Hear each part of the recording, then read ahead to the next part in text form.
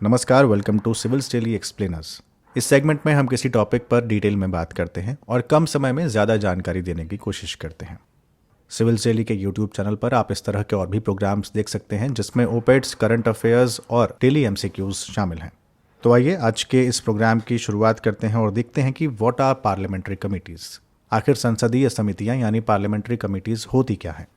Parliamentary committees से जुड़ी खबरें हम लोग रोज़ सुनते रहते हैं, चाहे वो फेसबुक से जुड़ा मामला हो, हेट स्पीच से जुड़ा मामला हो या फिर कोई और मामला हो। रिसेंटली जॉइंट पार्लियामेंट्री कमेटी बहुत ज़्यादा चर्चा में है।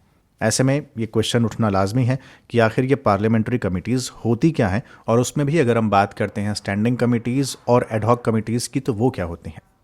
तो एज़ वी ऑल नो कि पार्लियामेंट केवल अपने सेशंस के दौरान ही बैठती है। वो होते हैं बजट, मॉनसून और विंटर सेशंस। इन तीनों सत्रों में जो महत्वपूर्ण बिल होते हैं, जो इंपॉर्टेंट बिल्स होते हैं, उन पर चर्चा होती है और उन्हें पास कराने तक का काम होता है।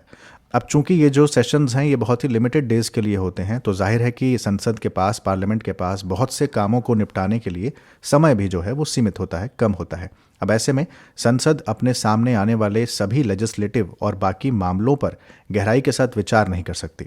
इसलिए किसी भी टॉपिक पर लेजिस्लेशन या कानून बनाने के लिए, उसका अध्ययन करने के लिए, उस पर बात करने के लिए, उससे जुड़े टॉपिक्स पर जांच करने के लिए यानी कि रिसर्च करने के लिए तो समितियों की ज़रूरत पड़ती है, कमिटीज़ की ज़रूरत पड़ती है। इन्हीं कमिटीज़ को हम लोग पार्लियामेंट्री कमिटीज़ कहते हैं।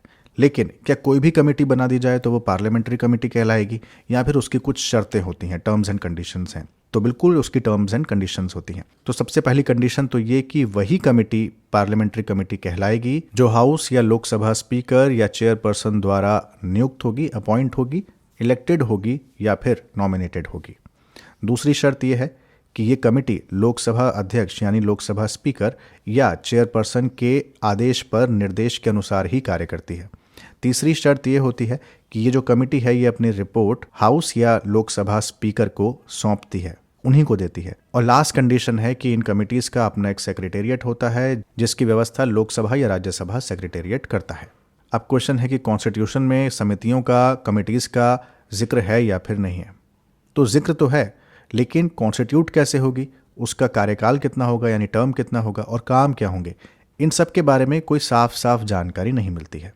ये सब कुछ हाउसेस के रूल बुक पर निर्भर होता है, वहाँ से ये तय होता है।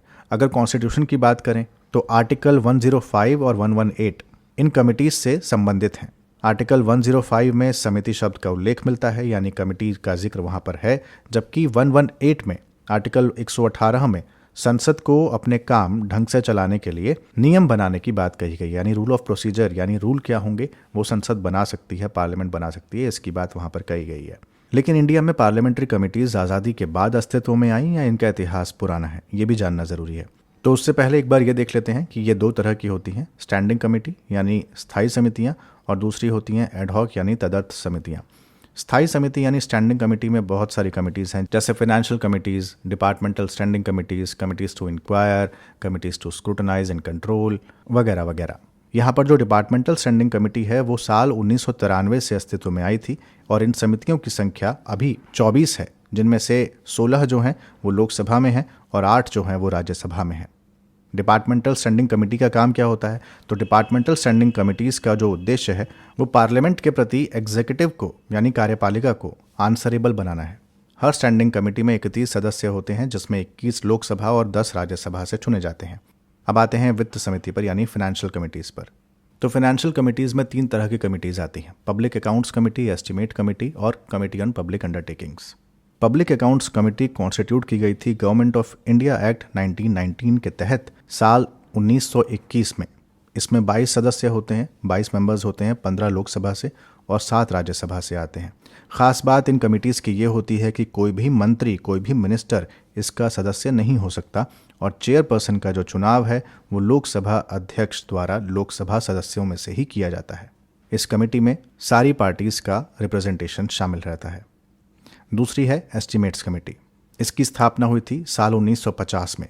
वित्त मंत्री उस समय थे जॉन मथाई, उनकी ही सिफारिश पर, रिकमेंडेशन पर इसे स्थापित किया गया था। 30 सदस्य होते हैं, 30 मेंबर्स, और सभी मेंबर्स लोकसभा से आते हैं। याद रखने वाली बात यह है कि एस्टीमेट कमेटी को कॉन्टिन्यूअस इकोनॉमिक कमेटी भी कहते हैं। ऐसा इसलिए है क्योंकि ये बजट में एस्टीमेट्स की जांच करती है और पब्लिक एक्सपेंडिचर में कमी का सुझाव देती है। और फाइनेंशियल कमिटीज़ में लास्ट कमेटी है कमेटी ऑन पब्लिक अंडरटेकिंग्स यानी सार्वजनिक उपक्रम पर समिति। इस समिति का गठन हुआ था कृष्ण मेनन के सुझाव पर साल 1964 में। इसमें 22 सदस्य होते हैं, 15 लोकसभा और 7 राज्यसभा से। कोई मंत्री सदस्य नहीं होता। अध्यक्ष का चुनाव लोकसभा अध्यक्ष ही करता है, लेकिन शर्त यह है कि लोकसभा का ही सदस्य अध्यक्ष होना अनिवार्य है। अगर कुल जमा आप सभी समितियों को देखें, सभी कमिटीज़ को देखें, तो ये सारी कमिटीज़ एक प्रभावी कामकाज के लिए संसद की सहायता करती हैं, उसकी हेल्प करती हैं। इन समितियों में विचार विमर्श और रिसर्च ये सुनिश्चित करती है कि लेजिस्लेचर अपनी कॉन्स्टिट्यूशनल ड्यूटीज़ को पूरा कर रही हैं या फिर नहीं कर रही, संवैधानिक दायित्व पूरे हो रहे हैं या नहीं हो रहे। यही वो समितियां हैं जो पब्लिक ओपिनियन लेती हैं और डिबेटेबल टॉपिक्स पर राजनीतिक सहमति बनाने का काम करती हैं। तो ये थी छोटी सी जानकारी पार्लियामेंट्री कमिटीज़ के बारे में। अब यहाँ एडहॉक कमिटीज़ भी आती हैं, लेकिन उस पर हम लोग ज़्यादा बात नहीं कर रहे। मुझे उम्मीद है आप मुझे कमेंट बॉक्स में ये बताएंगे कि एडहॉक कमिटीज़ क्या होती हैं और जॉइंट पार्लियामेंट्री कमेटी जो आजकल चर्चा में है वो क्या होती है, उस पर हम एक्सप्लेनर जल्दी लेकर आएंगे। तो ये था आज का सिविल्स डेली एक्सप्लेनर। इस तरह के और भी वीडियोस आप यहाँ पर देख सकते हैं। उसके लिए आपको करना ये है कि सिविल्स डेली का ये यूट्यूब चैनल आपको सब्सक्राइब करना है और नोटिफिकेशन बेल को ऑन रखना है। जल्द हाजिर होंगे। नमस्कार।